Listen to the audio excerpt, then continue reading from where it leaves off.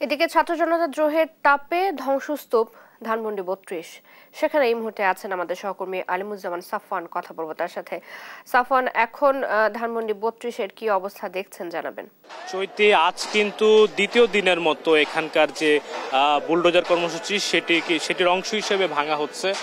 দেখতে পাচ্ছেন গতকাল যতটুকু ভাঙা ছিল, তারপর যখন বুলডোজারটা এখান থেকে চলে যায় আর তারপর ব্যক্তিগতভাবে যেভাবে পারছেন এখানকার যে বাড়িটি রয়েছে ৩২ নম্বরে সেটি ভেঙে বিভিন্ন অংশ বিশেষ নিয়ে যাচ্ছেন। আজকেও তার ব্যতিক্রম নয়। সকাল থেকে আমরা যেটি দেখছি যে ব্যক্তিগতভাবে অনেকে এসেছেন এবং এখানকার যেই ইট এবং রড যেগুলো ছিল সেগুলো ভেঙে তারা নিয়ে চলে যাচ্ছে। তবে আজকে যেটি বলা যায় যে ছাত্র জনতার উপস্থিতি খুব একটা বেশি নেই। আজকে যেহেতু শুক্রবার, সাপ্তাহিক ছুটির দিন, যারা উৎসুক জনতা রয়েছেন পাশাপাশি অনেকে এসেছেন তাদের পরিবার পরিজন নিয়ে এই বাড়িটি দেখার জন্য যে সর্বশেষ বাড়িটির কি অবস্থায় রয়েছে।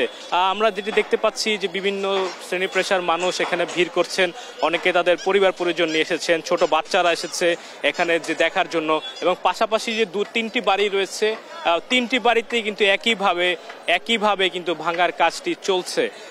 তো এখানকার যাদের সাথে আমরা কথা বলেছি সবাই বলছে যে কর্মসূচিটি শেষ হলেও বুলডোজার কর্মসূচি যেটি ছিল তাদের মনে যে চাপা ক্ষোভ ছিল সেই ক্ষোভেরই বহিঃপ্রকাশ হিসেবে তারা এসেছেন এবং একটি টুকরো হলেও তারা এখান থেকে নিয়ে যাচ্ছেন, এমনটাই বলছেন তারা। তবে দেখতে পাচ্ছেন যে দোতলা তিনতলার যে জায়গাটি সেখানে এখনো মানুষজন রয়েছে, তারা ভেতরে অবস্থান করছেন। দুইটি তিনটি ভবনে একই রকম আমরা দেখতে পাচ্ছি।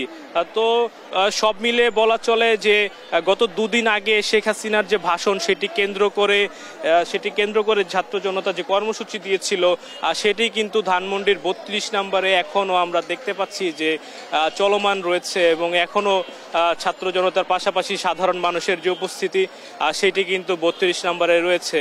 তো চৈতি, আমার কাছে এই ছিল ধানমন্ডির ৩২ নম্বর থেকে সর্বশেষ খবর।